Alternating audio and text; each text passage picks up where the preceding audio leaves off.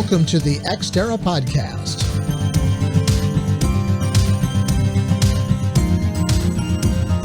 The Ex Terra mission is to explore and discuss the business of space and its effect on the national and global economy, as well as life on Earth.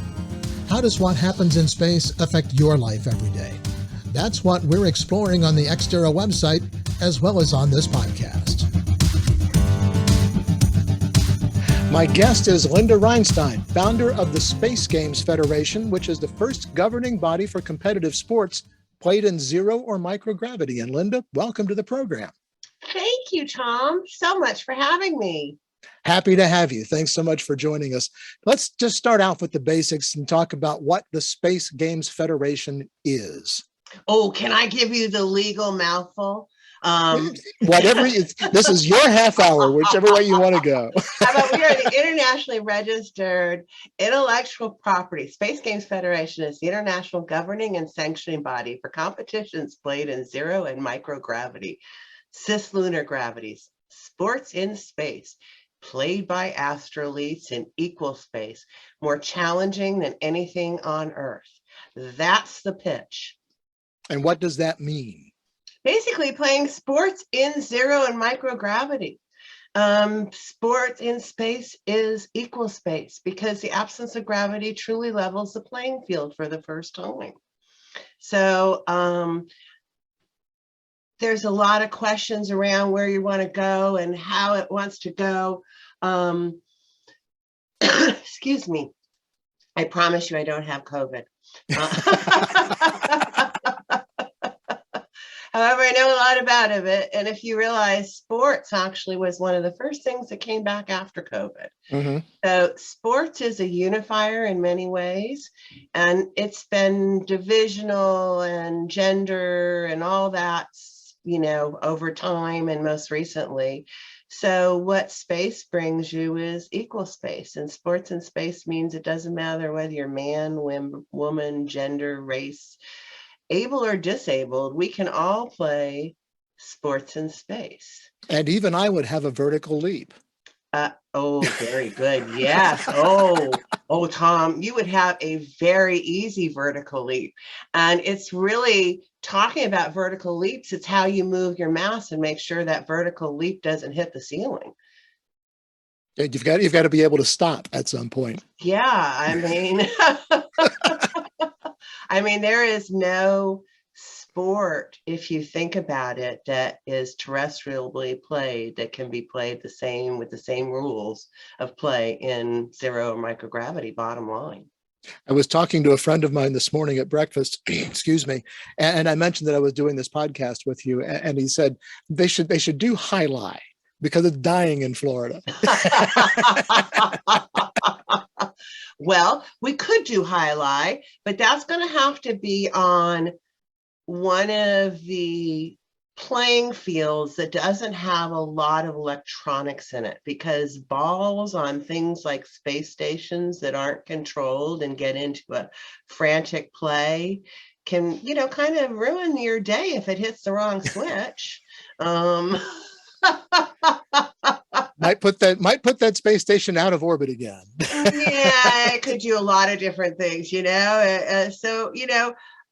when I'm saying sports in space, I'm not assuming we're playing in things that are, we do have some activities and sports to play on the International Space Station that have actually been approved for safety for them. And hence I kind of know the whole safety routine, depending upon what space station, or what extra version of a space station will have, like Nano Rocks has their, extra part. It's sitting up there, and, right now the Bigelow is being used as a storage compartment. So, when you think past the what you see as the space station, that's what we're talking about when we say sports in space. Linda, tell us a little bit about your background and how you got into this. Oh, loaded question. I think that's the gift and the curse is probably nepotism. Both of my parents came from the entertainment and news businesses. And I grew up I grew up basically, my father was the NBC News executive and producer for all the space shots between Mercury, Gemini, and Apollo. There was no internet, there was no FaceTime, there was no Zoom. So we had to travel to the various news events my dad covered. And since he covered all the space events, and bottom line, it's, as you know, and because it still is a very small community, I was the age of the astronauts kids. And just old enough to be their quasi babysitter. So I learned about space truly as I got up and close and personal in these stories that are being told every day. On everything from Apollo 13 to all the stories that are told that Tom Hanks does so well, and Burns. So my father, Fred Rheinstein, was not only my mentor, he was a visionary, an entrepreneur, and a darn good businessman who I was lucky enough to work with. Past his years at NBC News, he went on, believe it or not, to work for the Republican National Committee for Nixon's reelection campaign, of which my first job at 13 was as a production assistant. Okay. So here I am learning politics because I, again, with my father as my mentor, he moved out of that and went as a visionary. He said, film editing is going to change and news is fast and live.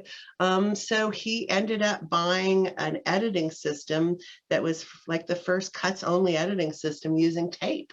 And I was a slave. So as slave labor, I was the first one to learn whatever it is he bought. Seriously, if it was a tape machine, oh, she'll do that. If it was something to type on, my daughter will come in and learn that, which was a gift because these at the time were very expensive pieces of equipment. So I also had grown up around space, so I knew how important technology was. So that being said, my dad went into buying things like the first rights to NASCAR and Formula One racing. So, right. So again, my daughter will figure it out. He had a lot of faith in you. Blessing, right? I mean, looking back, he has since passed, but what a gift. And, my other mentor was Gene Cernan, the last man on the moon. So you take all this, put it together, and I think realistically, I beat the cancer and I came back and it was like, am I going to do work for hire and continue that, which I have a very successful career in, or am I going to do something meaningful? And to me, sports, because of being, try to be politically correct here, but it's basically a male-dominated world, just like space. Okay. And I've always seen that growing up in space, I learned it was equal space and the absence of gravity. That was the one thing. So I called Uncle Gene, as I used to call him. I was a child. He's not my uncle. He's a man that was very close to me. I called him up and I said, hey, Uncle Gene, I'm going to take sports to space. How about, what do you think of it? And he says, I think it's a great idea. We already do it. I go, well, I want to organize it. He goes, that's exactly what you should do. And I go, awesome. Can you be a part of it? He goes, oh, no, I'm dying. I want to finish my movie. You'll come to my funeral, but I'll introduce you to the right people. Swear to God. That's an astronaut. Yep. Here's how it is, girl. And let's just go. And so I don't know if that helps give you why I actually ended up here. No, certainly, yes. That's the story of this founding in 2014 of sports in space, and then finding the fact that running a business, the most important thing you have is intellectual property. Someone often hired a good attorney that came from the aerospace industry and the patent office, and he went off and got us the intellectual properties. Now, you've put together a large team of advisors and contributors. So tell us a little bit about who's on that team and what they bring to the table. Oh, another loaded question. Well, okay. Gene Cernan being one of the first people I brought to the table, okay. And why? Because he was an astronaut and knew everything. And he also had a saying that motivates me to this day and motivates most of the team, which is the more dreamers you have, the more doers you have. And, you know, whenever I was being a child, he would say, so what you dreaming about? And I would tell him whatever. And he goes, so what you doing about it? Better get your, you know what, and go do it. So that was how teamwork makes the dream work. And 40 years in the space business has only personified that to me.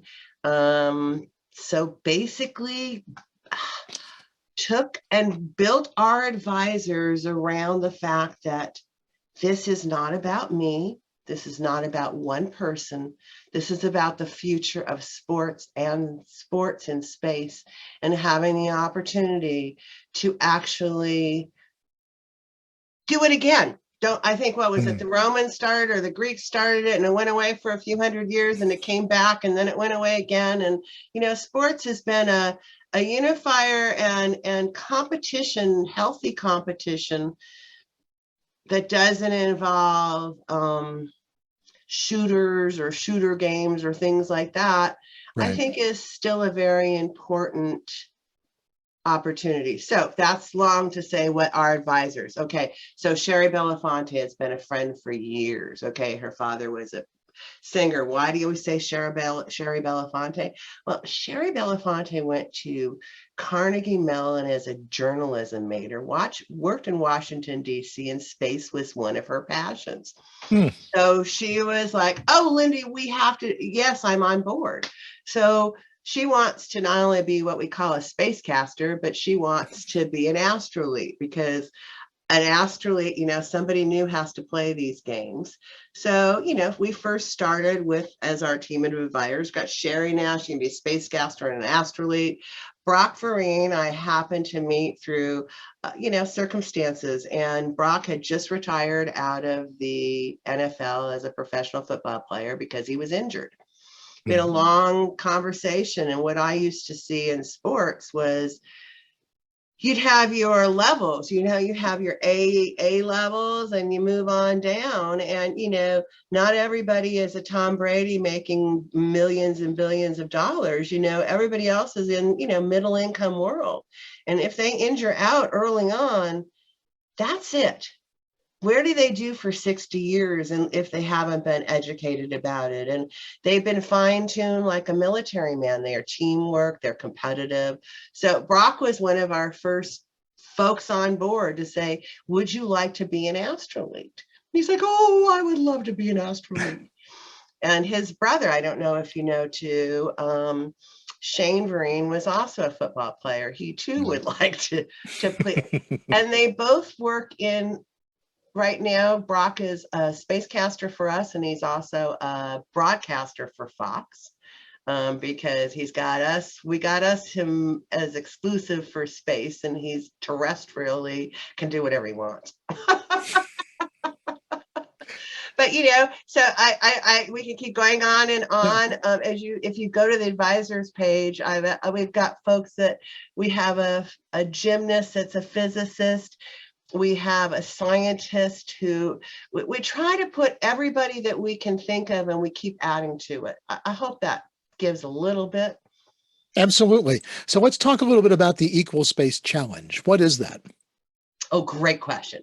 Okay, so part of what we do is we are going to make, if you don't educate somebody, how are they going to play? We have rule books. We have what we call a playbook for any sport, which is how do you play it? So what we did is said, okay, it's all about fun.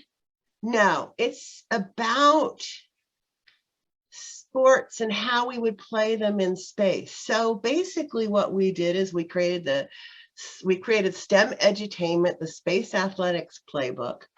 And we said, wouldn't it be great for the first time, since there's no terrestrial sport you can play in space with the same rules, that we gave an opportunity to the world to create a new sport to play in space. So basically what we did is we not only used our opportunity with having to look for a new sport to play in space, but also to use it as a STEM edutainment program with our educator, actually out of Florida and a former NASA educator at CASIS, Nikki Hoyer, came up with the idea of how to teach the kids about sports in space and do it terrestrially using simple things like mats and, stuff drawn on the floor. And these kids learned how a sport would be played in space. And what they did is they entered some sports in it, went off to a school and did a presentation on STEM about sports in space. And the principal said, no, you'll never get, maybe 100 people. It's a STEM thing. Our kids are not into that. I go, oh, I'm going to bring an NFL football player. I bet I'm going to get more for that. And we had 900 kids. Okay. Wow. And of those two classes I'm speaking about, the beta testing and the proof of concept, is we narrowed it down to our Sweet 16. 7 of those 16 came out of those educational schools, okay, because they were actually taught what this equal space challenge was. So an equal space challenge is just our way of basically identifying challenges so that we know that there's always somebody is included.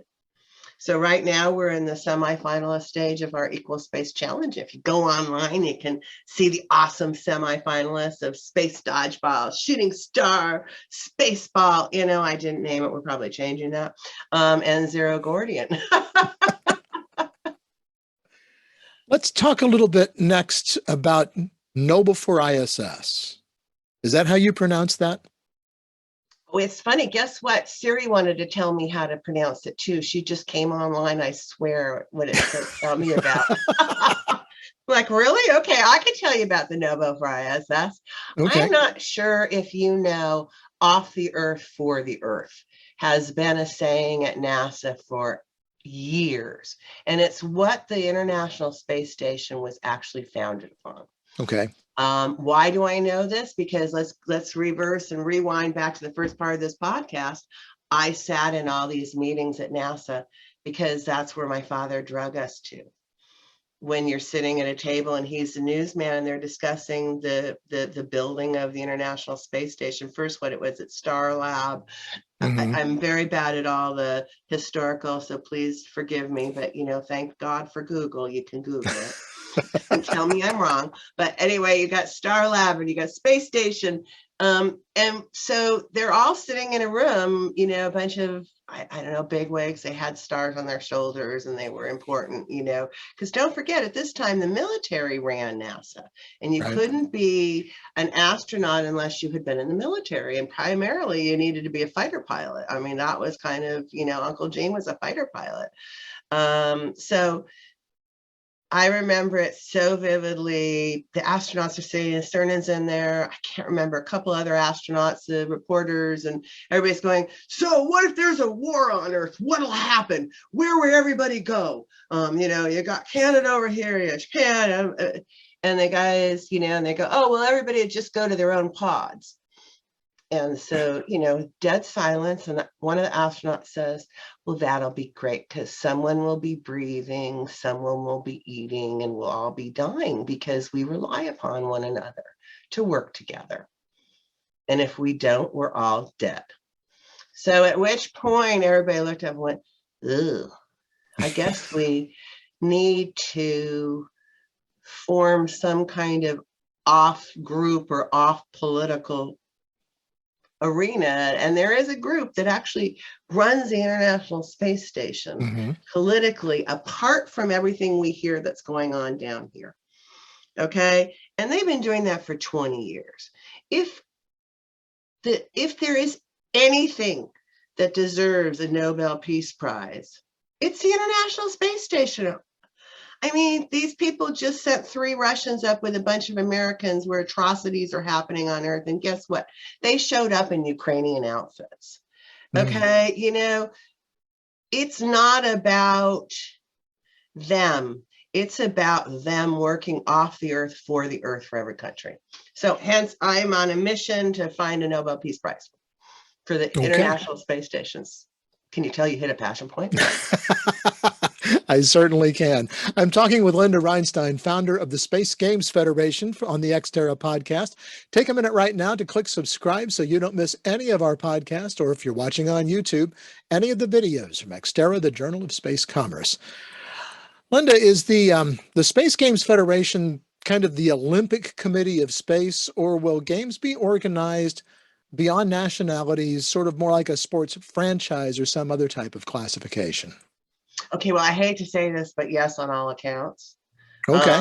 We dream big, and as I mentioned, with my past history, I organized more than one sport, and I've worked 9 Olympics. So, yes, I could just say yes and yes and yes. Look forward to it.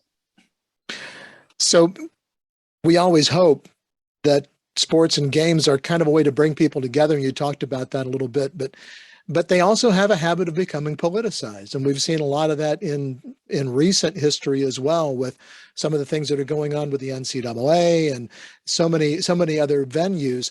So is that something that concerns you, or do you have any ideas about how to prevent those kinds of things? Or is that all still a little bit too early to be thinking about? Oh, what an amazingly wonderful question, Tom. And I worry about it every single day that I am awake. Because as this being a legacy play for me to leave something to the world that, said, hey, equal peaceful space. Some lady did it. Sports in space, fine. It's for the world. We had a Georgia University, George Washington policy kid write a white paper for us, and we have been shopping around DC about making sports in space and setting the policy for equality, no drugs, carbon neutrality. I mean, I also worry about the planet, and I worry about space tourism, and I worry about what we're doing for our ecosystem. And we go back to why the International Space Station deserves a Nobel Peace Prize. Well, I mean, it's basically a society that is self-sustaining and has been for 20 years. And I'm hoping that the kind of policies we set will be good ones, and I hope that the government listens. And that's another reason I'm working with, people like yourself in the Space Tourism Society, is that, money is one thing, but the future is super important. And politics, needs to stay out of it. Again, I worked in Nixon's re-election campaign during Watergate. The shock and awe I have at this current time, there's still a couple people that are still alive from Watergate, and I've actually spoken with them, like Dwight Chapin. I mean, it's just, where are we going? And it always changes. And it always will, Tom. And the only thing we can do, as you say, is try and lay a foundation and see how long it can sustain what it is we do with humans. Well, I did a stint at C-SPAN, so I was. Oh, wow. Yeah, I watched a lot of that happening. And yes, it's the only thing that you can be sure of in politics is that it's going to change. Yes, and you can only lay a foundation and try and keep an eye on it. Absolutely. Now, you mentioned space tourism, and last year it kind of really became a real thing. So when do you think the first space games are going to start? Okay, well, that's a trick question. Okay. Guilty. Because realistically, the space games have begun, because we've started a challenge. We've narrowed it down to 5 potential new sports to play in space. All this takes time. Space isn't easy.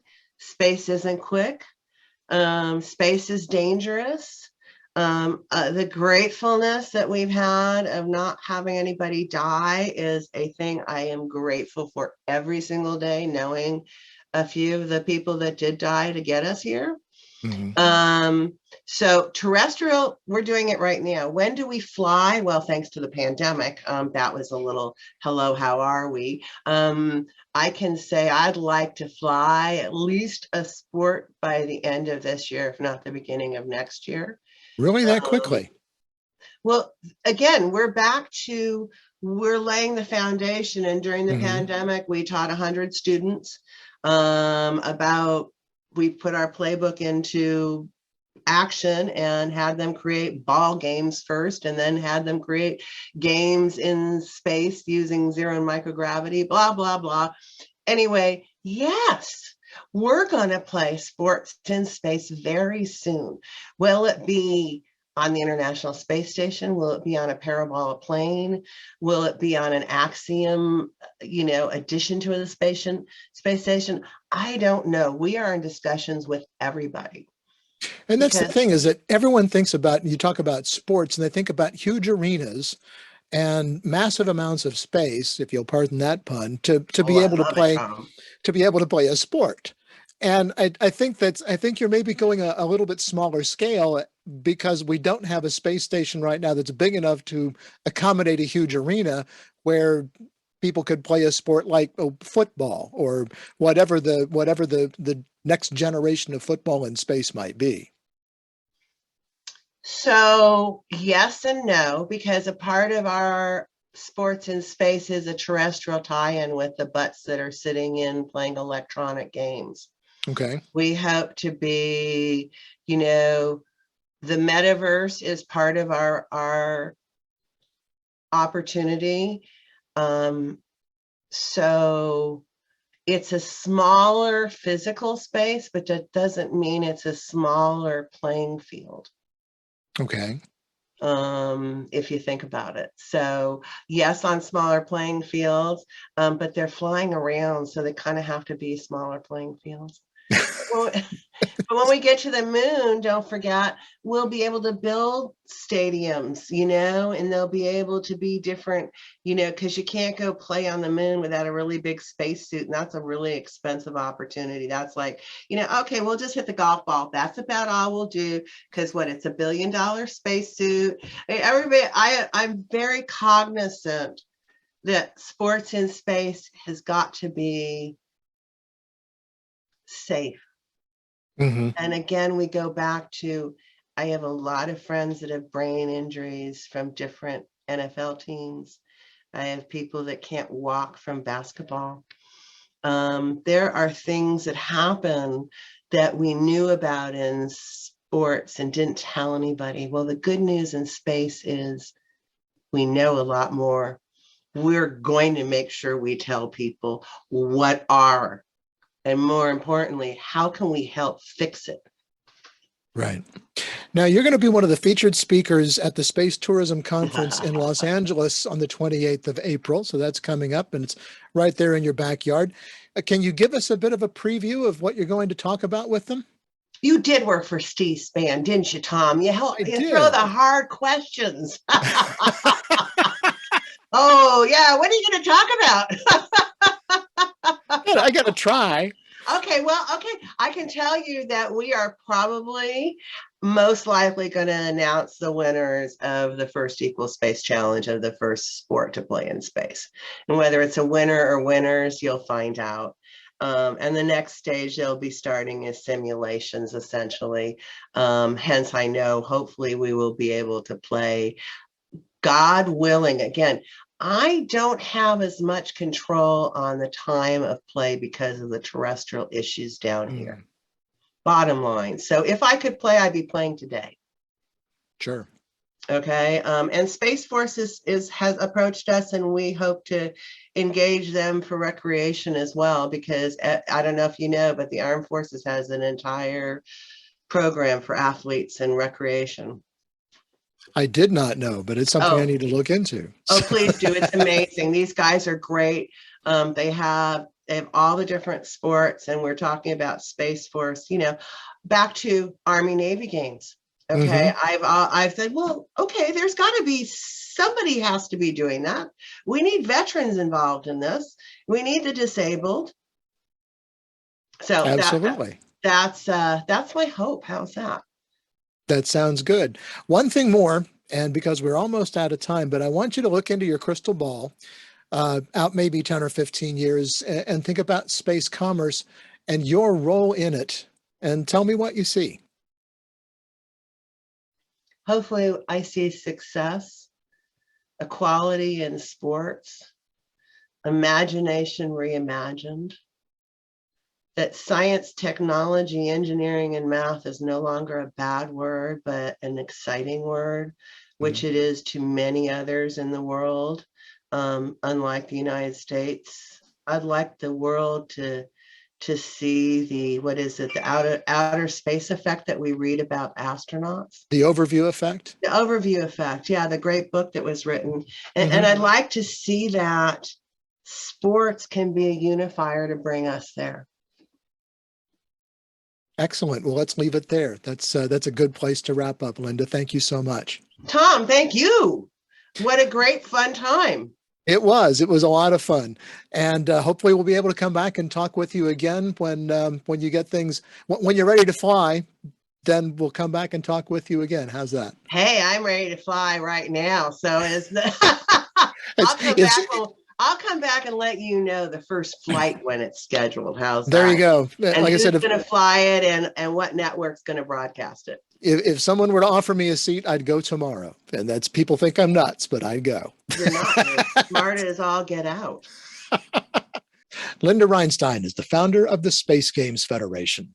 That is going to do it for this edition of the Ex Terra Podcast. You can subscribe to the audio version of the podcast on Spotify, Apple Podcasts, and many other popular podcasting platforms. And be sure to click on subscribe so you don't miss an episode of the podcast or any of our other videos. You can also get daily space commerce news at xterrajsc.com. And one thing more, be sure to connect with us on LinkedIn and follow us on Twitter at xterrajsc. Until next time, I'm Tom Patton. Thanks for joining us.